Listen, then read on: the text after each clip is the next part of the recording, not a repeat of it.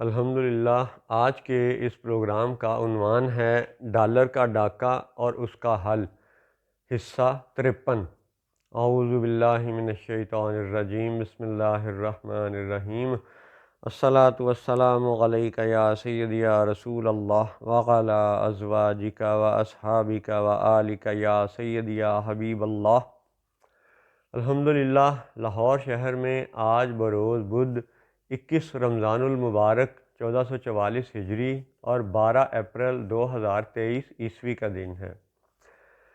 ڈاکے کے عنوان پر جاری ان پروگراموں کے سلسلے میں آج انشاءاللہ ہم پھر سے خضر علیہ السلام اور موسیٰ علیہ السلام کے چند اہم واقعات کو دہرائیں گے، ذکر کریں گے تاکہ ہمارے بچوں کو مزید رہنمائی مل سکے۔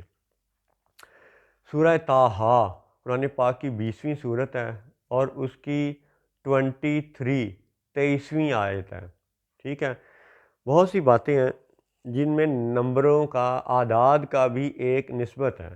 اب آپ 20 کو دیکھیے گا کہ 20ویں صدی میں ساری دنیا کو بینکنگ سسٹم کے دجل میں جکڑا گیا ہے، اور آج یہ 2023 ٹھیک ہے، ایگزیکٹلی اس وقت یہ 2023 عیسوی ہے۔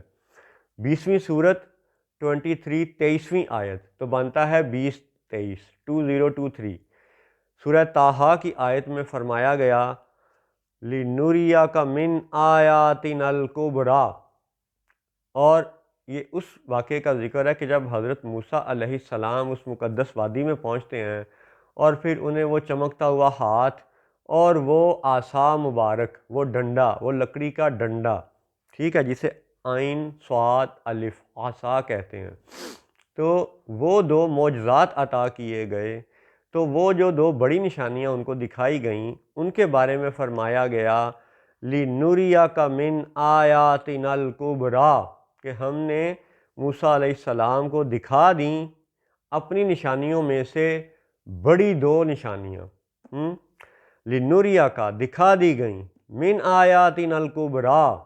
تو اب دیکھیں کہ 20 اور 23، آج 2023، اس کا مطلب ہے کہ وہ جو موسیٰ علیہ السلام کا ڈنڈا مبارک، عصا مبارک ہے، اس کی نسبت سے بھی آج ہمارے لیے بڑا اہم سبق موجود ہے۔ اور وہ کیا ہے؟ اس اہم سبق کو آپ یوں سمجھیں کہ جب حضرت موسیٰ علیہ السلام وہ بڑی نشانیاں لے کر کے فرعون کے پاس پہنچتے ہیں، ٹھیک ہے، تو چمکتے ہوئے ہاتھ کی شعاؤں سے فرعون کو جلا کیوں نہیں دیتے؟ دوسری بات، وہ جو اتنا بڑا اژدہا بننے والا ڈنڈا یا عصا مبارک تھا، اس اللہ کی بڑی نشانیوں میں سے ایک نشانی آیاتنا الکبریٰ، قوت کا اظہار بھی ہے اس ڈنڈے میں، لیکن حضرت موسیٰ علیہ السلام جا کے دربار میں وہ ڈنڈا فرعون کے سر پہ نہیں مارتے، فرعون کو اس ڈنڈے سے براہ راست قتل نہیں کرتے۔ کیا یہ بات غور والی ہے؟ کب استعمال ہوتا ہے وہ ڈنڈا، وہ عصا مبارک؟ کہ جب حضرت موسیٰ علیہ السلام اپنی اس مظلوم قوم یعنی بنی اسرائیل کو، جو کہ ایک سمبولیکلی ایک نیشن کے طور پر بیان کی گئی ہے، بنی اسرائیل، اسرائیل کے بیٹے، یعنی ایک گروہ کا ذکر کیا گیا، ایسا گروہ جو اس وقت مظلوم تھا، اور ظالم کون تھا؟ فرعون۔ تو جب حضرت موسیٰ علیہ السلام اس مظلوم قوم کے بیٹوں کو لے کر کے، یعنی پوری قوم کو لے کر کے وہ نکلتے ہیں، اور آگے سمندر آ جاتا ہے، پیچھے فرعون کا لشکر آ جاتا ہے، تب اس ڈنڈے کا، اس عصا مبارک کا استعمال کیا جاتا ہے، اور کس حکمت سے کیا جاتا ہے کہ حضرت موسیٰ علیہ السلام پانی میں وہ اپنا عصا بحکم ربی مارتے ہیں اور پانی رستہ بنا دیتا ہے، پانی وہ ساکن ہو جاتا ہے، کہ جیسے یوں سمجھ لیں کہ اونچے پہاڑ کی دو وہ چٹانیں ہیں، پانی رک جاتا ہے، تھم جاتا ہے، گزرگاہ بن جاتی ہے، اور بنی اسرائیل والے وہ پار کر جاتے ہیں۔ اس کے بعد فرعون جب آتا ہے تو وہ غرق ہو جاتا ہے۔ اس کا مطلب کیا ہے کہ وہ ڈنڈا، وہ قوت، وہ عصا مبارک جو سیدنا موسیٰ علیہ السلام کے ہاتھ میں ہے، اس قوت کا استعمال کرنا کس لیے ہے؟ بنی اسرائیل کی مظلوم قوم کی گزرگاہ بنانے کے لیے استعمال کرنا ہے۔ ہاں، رہ گیا فرعون کے غرق ہونے کا معاملہ، وہ اللہ کے سپرد ہے، وہ اللہ اس کا اہتمام کرے گا، انتظام کرے گا، پہلے بھی کیا، آج بھی کرے گا۔ تو اب اس میں ہمارے لیے سبق کیا ہوا؟ ہمارے لیے اس میں سبق یہ ہے کہ آج ہمارے پاس جو بھی قوت ہے، گھوڑا ہے، ٹینک ہے، میزائل ہے، ایٹم بم ہے، واٹس ایور، جو بھی ہتھیار، جو بھی ڈنڈا ہمارے پاس ہے، ہم نے ابھی جا کے اس کو برطانیہ کے حکمرانوں کے سر پہ نہیں مارنا، ہم نے ابھی جا کے اس کو امریکی صدر کے سر پہ جا کے نہیں مارنا۔ ہم نے کرنا کیا ہے؟ ہم نے ہر مظلوم قوم کی مدد کرنی ہے، ہم نے ہر مظلوم کا ساتھ دینا ہے، ہر مظلوم کے لیے گزرگاہ بنانی ہے، جس کی بہت سی مثالوں میں سے ایک پاکستان کے اندر کی مثال یہ ہے کہ ہم نے اپنی موجودہ وسائل سے، اپنی موجودہ جو بھی پولیس والے ہیں، یعنی پولیس والوں کو میں بندوق والا، رینجرز کو، فوجیوں کو، یہ حقیر اپنی تقریروں میں مجموعی حیثیت میں بندوق والا شمار کرتا ہے، اور بالخصوص بندوق والا جب کہا جائے تو اس حقیر کی نظر میں فوجی مراد ہوتے ہیں۔ تو بندوق والوں پر یہ لازم ہے کہ وہ اپنے پاکستان کی ٹریفک کو صحیح کریں، اور یہ ٹریفک کو صحیح کرنا ہمارے لیے ممکن ہے۔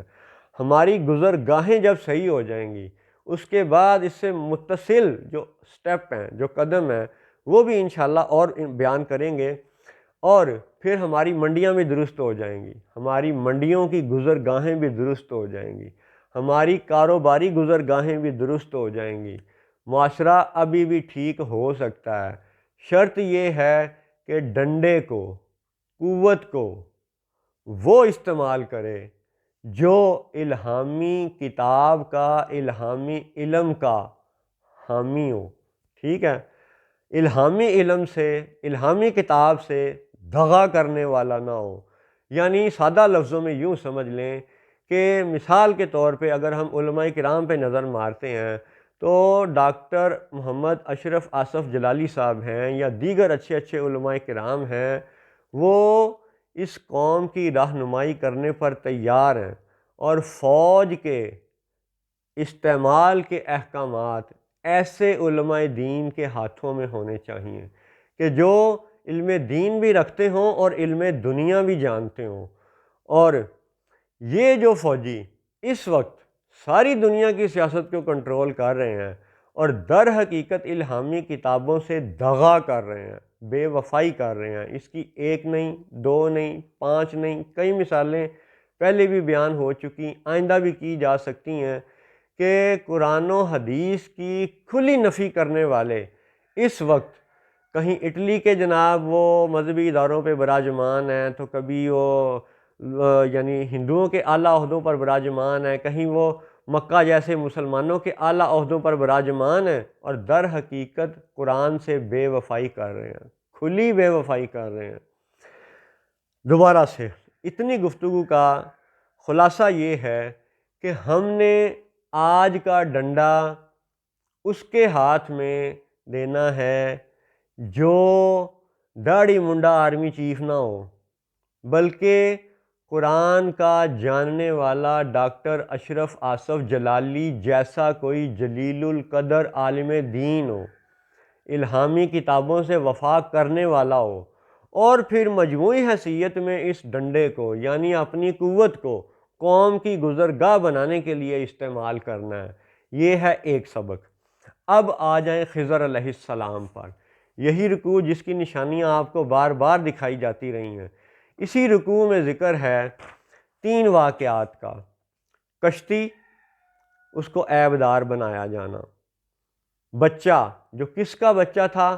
وہ بنی اسرائیل کی قوم کا بچہ تھا، یا وہ قبطی قبیلے کا بچہ تھا، یعنی تعلق دونوں صورتوں میں اس کا فرعون اور موسیٰ کے زمانے سے تھا۔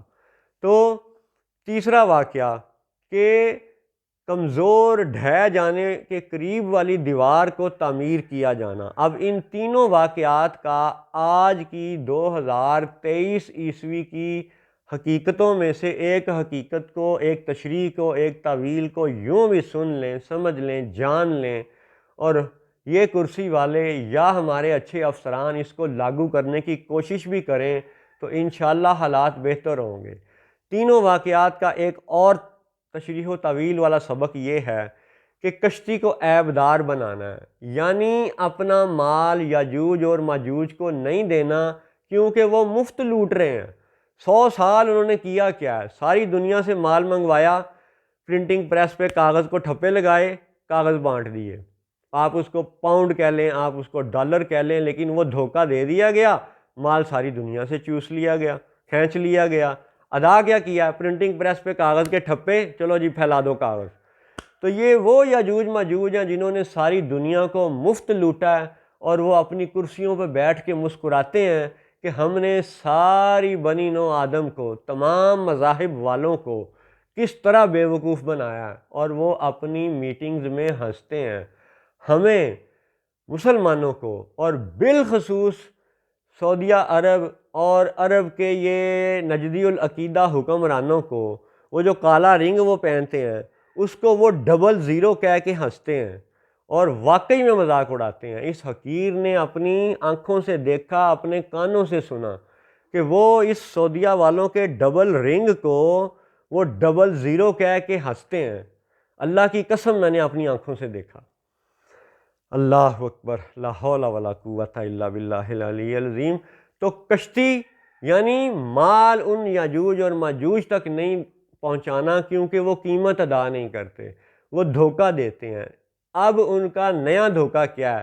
بحری جہاز بھر بھر کے مال بھیج دو، وہ صرف آپ کو ڈیجیٹل ٹیکنالوجی کے نام پر آپ کے موبائل میں، آپ کے بینک اکاؤنٹ میں ایک ڈیجٹ دکھا دیں گے، جی اتنے کروڑ ڈالر یا اتنے لاکھ ڈالر آپ کے اکاؤنٹ میں آ گئے۔ آپ بڑے خوش کہ جناب میں نے تو بحری جہاز بھیجا تھا، اب میرے اکاؤنٹ میں ڈسپلے ہو رہے ہیں اتنے نمبر۔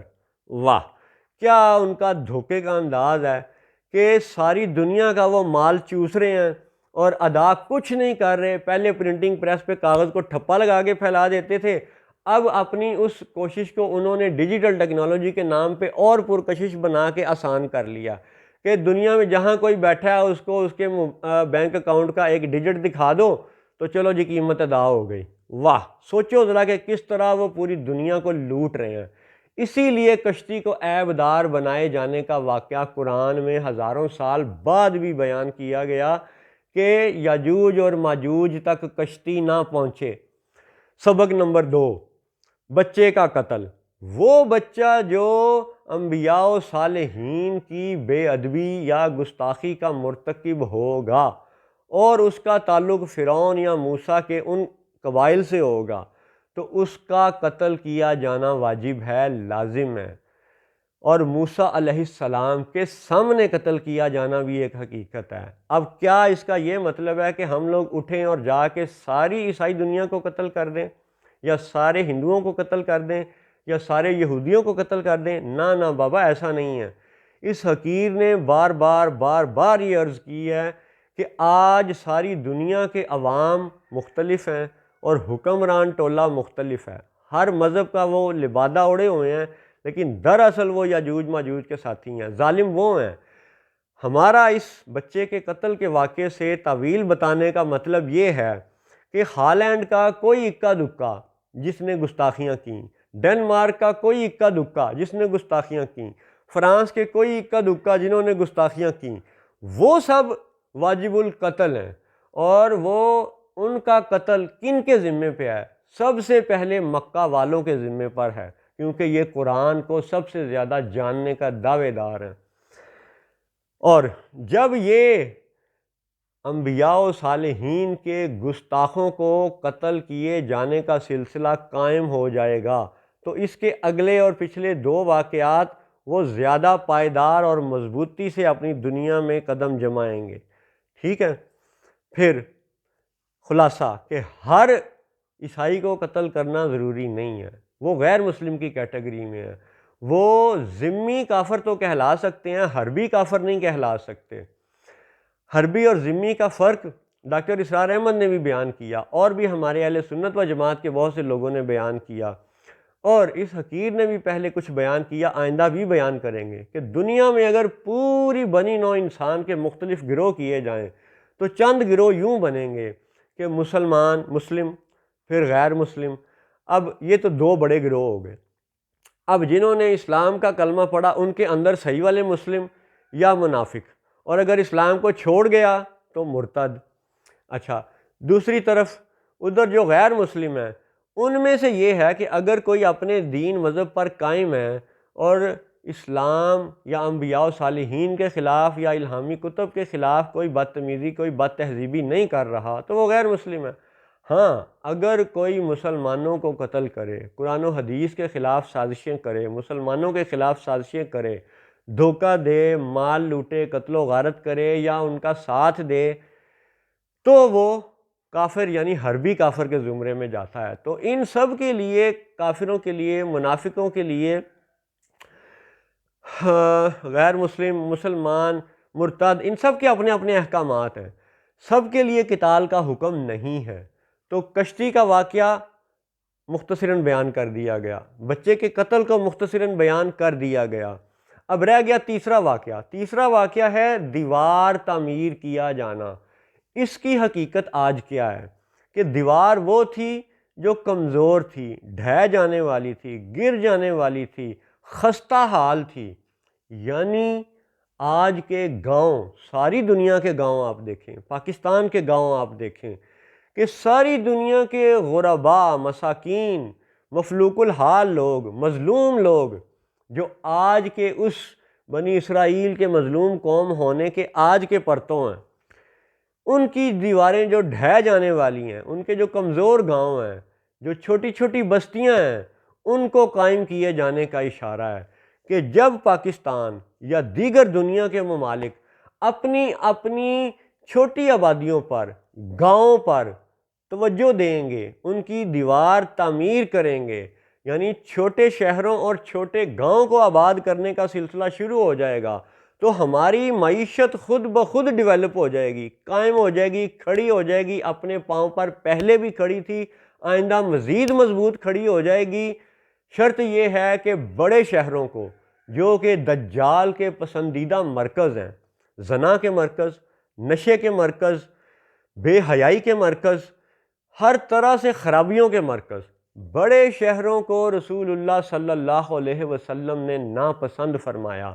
اور یہی حقیقت ان تین واقعات کو آپ پھر دیکھیں کہ کشتی یاجوج ماجوج تک نہ پہنچے، بے ادب گستاخ قتل کیا جائے، اور بالخصوص یاجوج اور ماجوج میں سے قتل کیا جائے، کیونکہ موسیٰ علیہ السلام کے سامنے بچہ قتل ہوا تھا۔